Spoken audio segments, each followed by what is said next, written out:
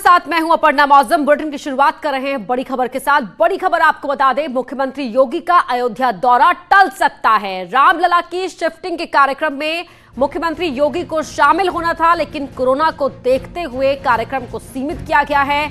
24-25 मार्च को अयोध्या में ही रहने का कार्यक्रम था सीएम योगी का। आज से जहां रामलला परिसर में अनुष्ठान शुरू हो गया है, तो वहीं इस कार्यक्रम को सीमित कर दिया गया है। और जानकारी ये मिल रही है कि सीएम का ये दौरा टाला जा सकता है कोरोना को देखते हुए। तो यूपी के 16 जिले जहां लॉकडाउन किए गए हैं कोरोना के संक्रमण को रोकने के लिए, तो वहीं ये खबर अब मिल रही है कि मुख्यमंत्री योगी का अयोध्या दौरा टल सकता है, क्योंकि मुख्यमंत्री को इस कार्यक्रम में शामिल होना था रामलला के शिफ्टिंग के कार्यक्रम में। और आज से जहां अयोध्या में इस कार्यक्रम की शुरुआत हो गई है, तो वहीं इस कार्यक्रम को अब सीमित किया जा सकता है और मुख्यमंत्री का अयोध्या दौरा टाला जा सकता है।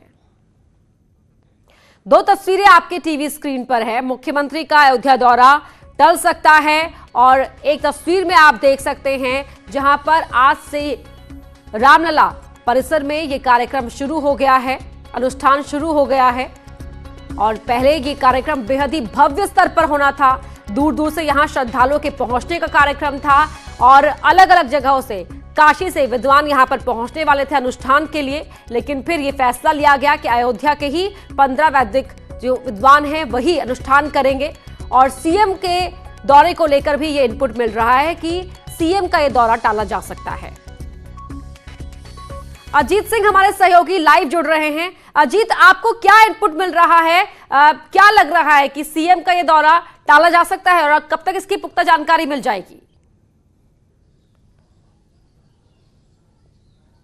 देखिए, बिल्कुल अपर्णा, आपने सही बात कही कि जिस तरह पूरे यूपी में कोरोना वायरस को देखते हुए अलर्ट जारी है और अभी भी इस वक्त भी एक हाई प्रोफाइल बैठक चल रही है। मुख्यमंत्री खुद बैठक ले रहे हैं, इसके साथ ही डीजीपी और प्रमुख सचिव गृह की बैठक चल रही है। तो कहा जा रहा है कि अयोध्या का जो कल का दौरा है मुख्यमंत्री का, जो शिफ्टिंग होनी है 24 तारीख को रामलला की, वो दौरा टाला जा सकता है। और हालांकि अयोध्या में भी एडवाइजरी जारी कर दी गई, सभी होटल रेस्टोरेंट बंद कर दिए गए हैं, जो सार्वजनिक स्थान है, जो वाहन है, टैक्सी है, उनको सबको बंद कर दिया गया है। डीएम अयोध्या की तरफ से एडवाइजरी जारी कर दी गई। तो अब यह कहा जा रहा है कि जिस तरह काशी के विद्वान पहले 22 आने थे उनको पहले रोका गया, जो बाहर के लोग आने थे उनको रोका गया, और अब फिर जो रामनवमी मेले में आ रहे थे उनके लिए एडवाइजरी जारी कर दी गई, कोई आएगा नहीं। तो कुल मिलाकर जो अभी तक खबर हमारे पास आ रही है पढ़ा कि मुख्यमंत्री का जो दौरा है अयोध्या का वो टल सकता है। हालांकि अभी आधिकारिक घोषणा मुख्यमंत्री दफ्तर से नहीं की गई, लेकिन ज्यादातर संभावना यह है कि मुख्यमंत्री का अयोध्या का दौरा टाला जा सकता है। इसीलिए वहां लोकल लेवल पे पूजा कराई जा रही है। जिस तरह चंपत राय जो ट्रस्ट के सचिव हैं उनकी तरफ से बयान भी आया था कि लोकल स्तर पर पूजा कराई जा रही है और परिसर के अंदर।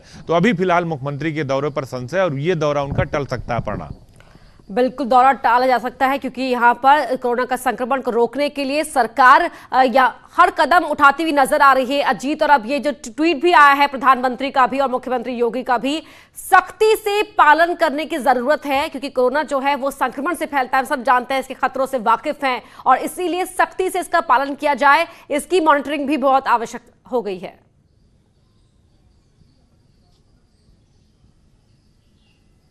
बिल्कुल सही बात आपने कही कि इसकी सख्ती से मॉनिटरिंग करनी है, इसका पालन करना है। प्रधानमंत्री ने ट्वीट किया और ये कहा कि अभी भी कुछ लोग ऐसे हैं जो इसे गंभीरता से नहीं ले रहे हैं और राज्य सरकारों को साफ तौर पर उन्होंने कहा कि इसका सख्ती से अनुपालन कराएं। जिसके बाद मुख्यमंत्री योगी आदित्यनाथ ने एक के बाद 3 ट्वीट किए लगातार कोरोना से बचने के लिए। और अब इसी को लेकर एक बड़ी बैठक चल रही है डीजीपी मुख्यालय पर, जहां प्रमुख सचिव गृह और डीजीपी मौजूद हैं। सख्ती के लिए कहा जा रहा है, सड़कों पर अब पुलिस कड़ाई बरतेगी। यानी अगर आप घर से निकल रहे हैं, मान नहीं रहे, जबकि बाकायदा एडवाइजरी जारी है 20 बिंदुओं पर किनको निकलना है और किनको नहीं निकलना है। सिर्फ स्वास्थ्य सेवाओं से जुड़े लोग, चिकित्सा शिक्षा से जुड़े लोग, आयुष विभाग से जुड़े लोग, सचिवालय राज संपत्ति से जुड़े लोग और गृह और ऊर्जा विभाग के से जुड़े लोग ही बाहर आएंगे। लेकिन बहुत सारे लोग सड़कों पर उतर रहे हैं। हमने सुबह देखा 1090 चौराहे पर बगैर काम के लोग निकल के आ रहे हैं और एक बाइक पर 2 लोग सवार हैं, जबकि कहा गया कि एक बाइक पर एक ही आदमी चलेगा, दूरी बनाकर रखेंगे, फिर भी लोग इसका पालन नहीं कर रहे हैं। तो अब यह कहा जा रहा है कि सरकार की तरफ से कि अगर आप नहीं मानेंगे तो फिर आपके खिलाफ धारा 188 के तहत कार्रवाई की जाएगी,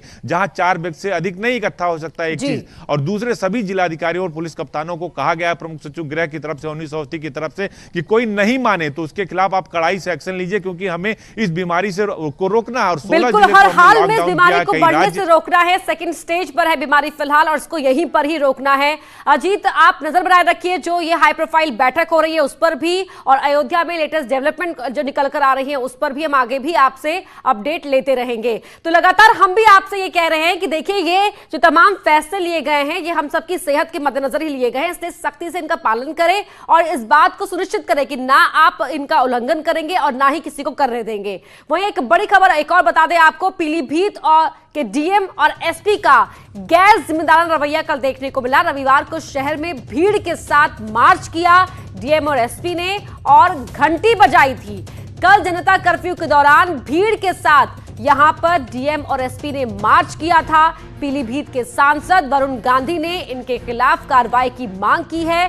तस्वीर भी आप देख रहे हैं। दरअसल कल प्रधानमंत्री की यह अपील थी, जनता कर्फ्यू के दौरान शाम को 5 बजे 5 मिनट के लिए जनता एसेंशियल सर्विसेज के लिए काम करने वाले लोगों के प्रति आभार जताने के लिए घंटी बजाए। लेकिन प्रधानमंत्री ने साफ कहा था कि घर की बालकनी पे खड़े होकर, खिड़की के पास खड़े होकर आप ऐसा कीजिए। लेकिन अधिकारियों का रवैया देखिए, कितना इर्रेस्पॉन्सिबल ये रवैया है कि सड़क पर बाकायदा मार्च किया, भीड़ इकट्ठा की गई, जबकि 1 मीटर की दूरी होनी चाहिए। साफ कहा गया है संक्रमण को रोकने के लिए। उसके बावजूद पद पर बैठे हुए जिम्मेदारी जो अधिकारी हैं उनका ये गैर जिम्मेदार रवैया देखने को मिला है और इसी को देखते हुए पीलीभीत के सांसद वरुण गांधी ने इनके खिलाफ कार्रवाई की मांग की है।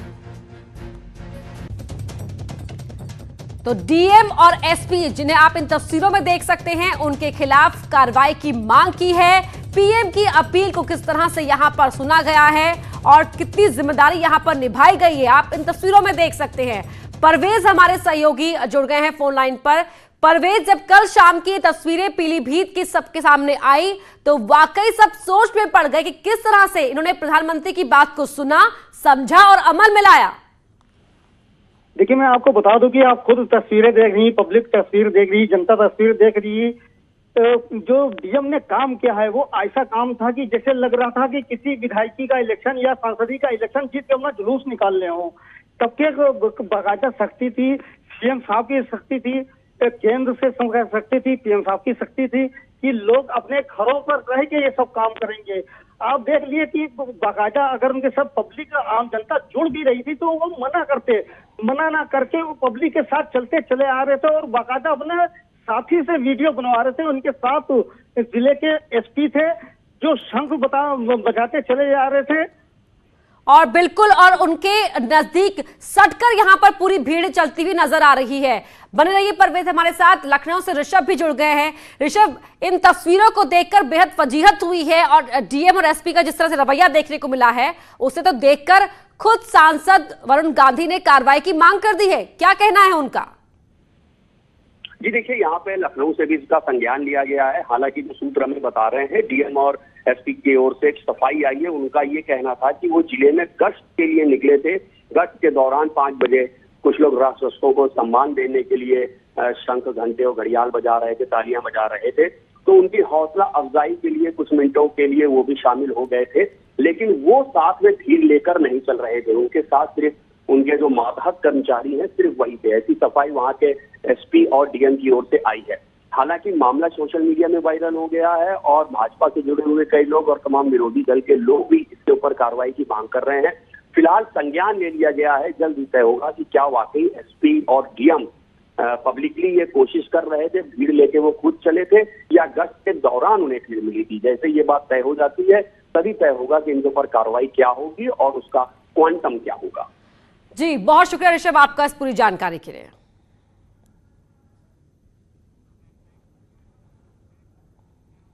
एक और बड़ी खबर का रुख कर रहे हैं। गाजियाबाद में एक और संदिग्ध में कोरोना कंफर्म हुआ है, पुष्टि हुई है।